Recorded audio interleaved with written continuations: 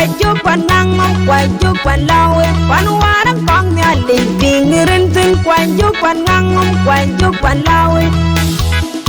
Ebana man the one work your king mod, Kulira yok ma bong work your king mod. Pankin ga jepat, pankin ga jepat, koja bay pat bay bang dot, bay ka tiegi yo bay ka ngang, bay ka tengra da bay ka lawi. Jong yu ka mandin yot, ka yu ka ngi kiloi. Jong yu ka ting dit, ka ngi long ka chol, jong yu ka moin dit, ka jala re pada ka ngi bang the mic, quay chuk pan lawi, quay chuk pan ngang quan warang kong nya li pingirin tin kuyan go by name unira man no kwal kuyan bugera kwajo unira man no kwal kuyan go by name unira man no kwal kuyan bugera kwajo unira man no kwal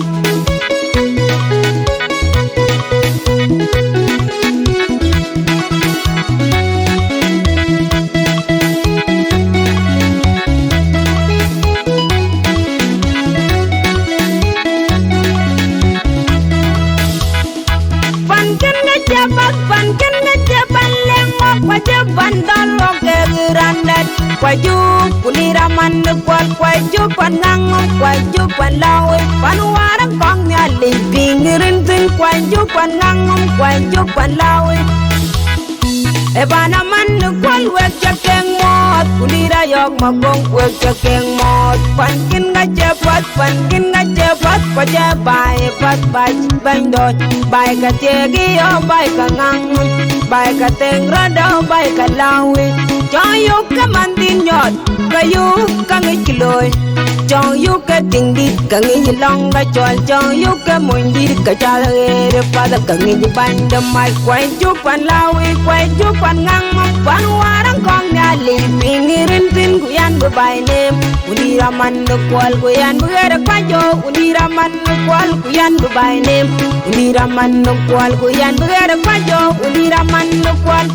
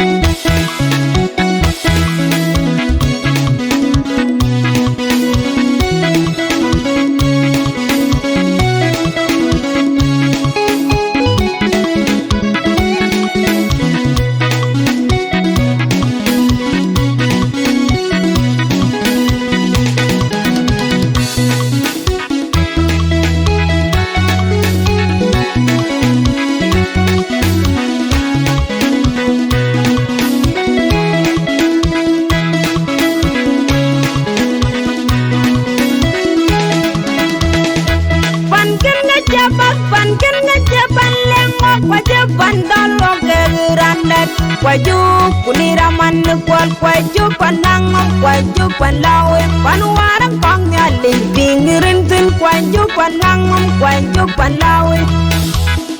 Ebana man kwal wek jakeng mot kulira yok mabong wek jakeng mot pankin ga jepat kwaja bay pat bay bang dot bay ka tiegi yo bay ka ngang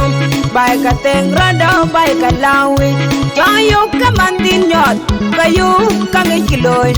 jong yu ka ting dit ka ngi long ka chol jong yu ka moin dit ka jala re pada ka ngi bang da mai kwai chu pan lawi kwai chu pan ngang pan warang kong nya li pingirin tin kuyan go by name unira man no kwal kuyan bugera kwajo unira man no kwal kuyan go by name unira man no kwal kuyan bugera kwajo unira man no kwal